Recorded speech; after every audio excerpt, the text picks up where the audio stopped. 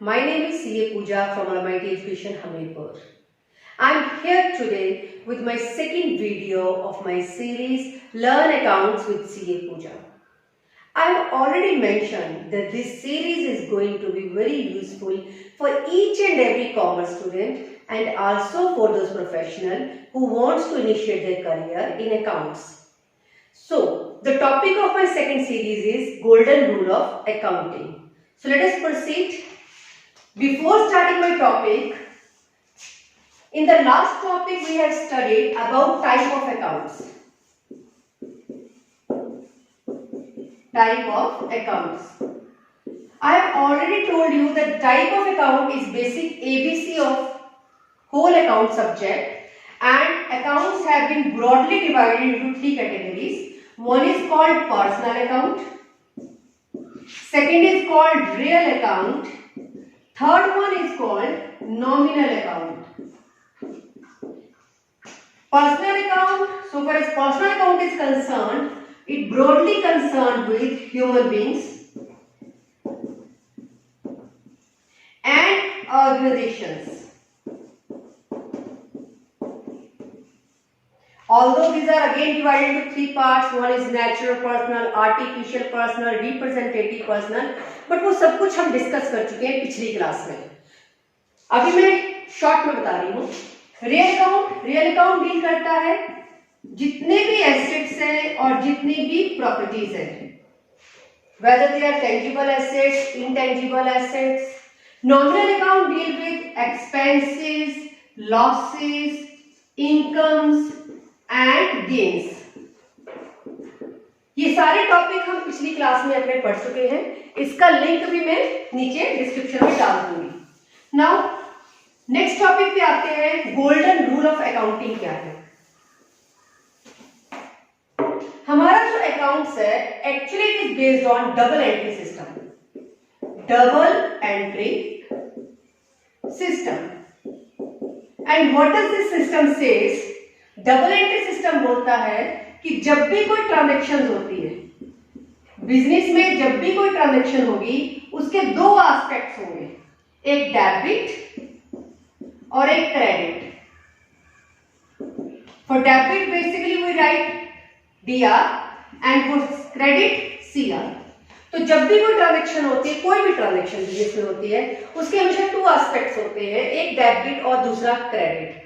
So same rule follow करके rule of accounting बनते हैं जिनका कहा जाता है गोल्डन रूल ऑफ अकाउंटिंग. वो रूल्स क्या हैं, वन बाय वन डिस्कस करते हैं. सबसे पहले आता है हमारा पर्सनल अकाउंट. पर्सनल अकाउंट में जो रूल चलता है वो चलता है debit the receiver, credit the giver. It means any person who is receiving something from business. वो वाला व्यक्ति जो बिजनेस में से कुछ रिसीव कर रहा है, debit that person.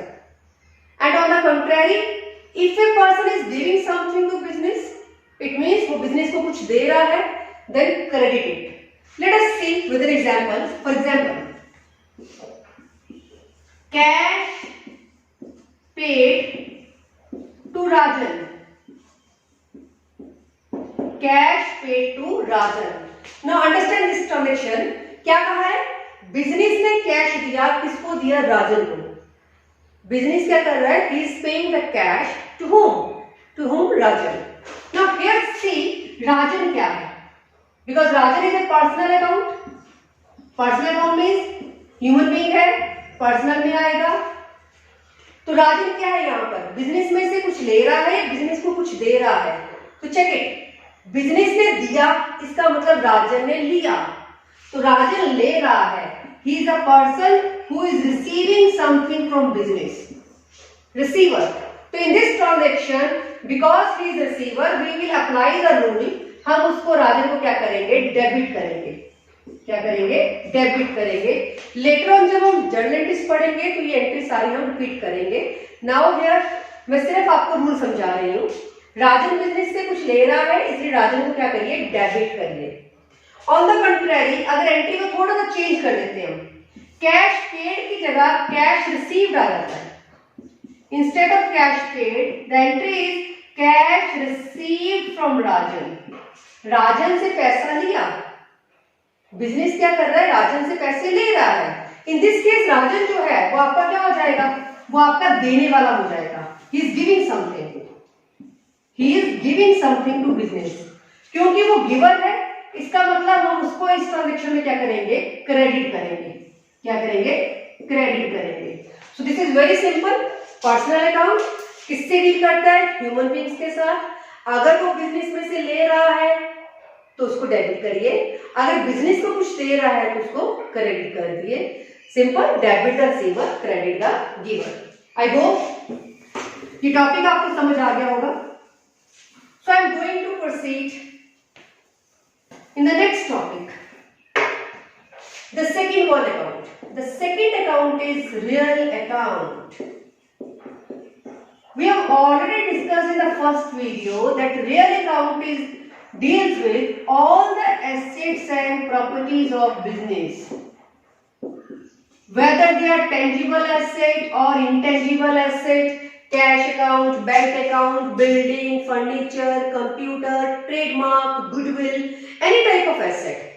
जो बिजनेस के एसेट्स हैं उनके लिए वो आते हैं रियल अकाउंट में। और रियल अकाउंट की रूलिंग क्या है, रियल अकाउंट बोलता है debit what comes in, credit what goes out. What debit what comes in, credit what goes out. ये कहां पर आ रहा है, कहां से जा रहा है, इट इज बिजनेस। बिजनेस में कोई भी चीज आती है तो उसे डेबिट करिए, बिजनेस में से कोई भी चीज जाती है तो उसे क्रेडिट करिए। ऑलवेज रिमेंबर, हम जब भी अकाउंट्स लिखते हैं तो बिजनेस के पॉइंट ऑफ व्यू से सोचना है, always from the point of view of business. Businessman के बारे में बात नहीं कर रहे हैं हम बिजनेस के बारे में बात करें। बिजनेस में कोई चीज आई या बिजनेस में से कोई चीज गई, अगर आई तो डेबिट कर दो, गई तो क्रेडिट कर दो। Now again I will explain it with the help of example. I am taking the same example actually. Number 1, cash received from Rajan. Now in this transaction I know Rajan is a personal account, हमने personal account का rule इसके ऊपर लगा दिया है। अब मैं बात करूंगी कैश। कैश क्या है मेरा, it is a real account. Cash क्या है, रियल अकाउंट। कैश लिया, किससे लिया, राजन से लिया। बिजनेस क्या कर रहा है, राजन से कैश ले रहा है। बिजनेस में कैश आया या गया, बिजनेस में कैश आया। आया means debit what comes in. यहां पर बिजनेस में कैश आ रहा है तो उसको हम क्या करेंगे, हम उसको डेबिट करेंगे। क्या करेंगे, डेबिट। Got it. और अगर इससे रिवर्स होती, रिवर्स कैश पेड टू राजन होता, कैश दिया तो दिया का मतलब क्या है, बिजनेस में से कैश जा रहा है तो जा रहा है तो उसको क्या कर देंगे हम, credit. It's very simple. Account बड़ा ही सिंपल है और पूरा का पूरा अकाउंट जो हमारे गोल्डन रूल ऑफ अकाउंटिंग और टाइप ऑफ अकाउंट्स के ऊपर बेस करता है। सो हियर रियल अकाउंट भी खत्म होता है, debit what comes in, credit what goes out. Very simple topic. Now my last topic, my last account. My last account is nominal account. What is nominal account? 4 things. 1 are expenses, losses, incomes, gains. Remember? हमने पिछली class में पढ़ा था। तो इसके ऊपर ruling क्या चलेगी? Ruling is again very simple.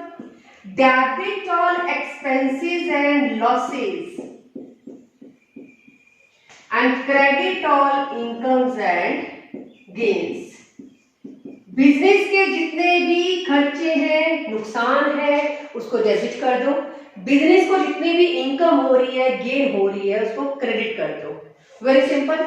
Rent paid and rent received, 2 transactions हैं। एक में रेंट लिया और एक में रेंट दिया, तो जहां पर तो आएगा रेंट पेड का मतलब बिजनेस दे रहा है, तो इसका मतलब बिजनेस के लिए वो क्या है, एक्सपेंस। रेंट रिसीव का मतलब बिजनेस ले रहा है, तो बिजनेस के लिए रेंट क्या है, इनकम। ऐसे ही होगा ना, अगर आप किराए के घर में रह रहे हैं और किराया दे रहे हैं तो वो आपके लिए खर्चा है, और अगर आपका घर है जो आपने किराए पर चढ़ाया है उससे आपको इनकम आ रही है। तो अगर तो खर्चा है उसको क्या कर दीजिएगा, डेबिट। अगर इनकम है तो उसको क्या कर दीजिएगा, क्रेडिट। So very simple. तो इस तरीके से हमारे गोल्डन रूल ऑफ अकाउंटिंग भी खत्म होते हैं आज। कौन कौन से अकाउंट किए थे हमने, अगेन रिपीट कर रही हूँ। Personal account, real account, nominal account. Personal account, debit the receiver, credit the giver. Real account, debit what comes in, credit what goes out. And nominal account, debit all expenses and losses, credit all incomes and gains. So thank you very much for listening me so carefully. अगर video अच्छा लगे please like it, subscribe it and share it. Thank you.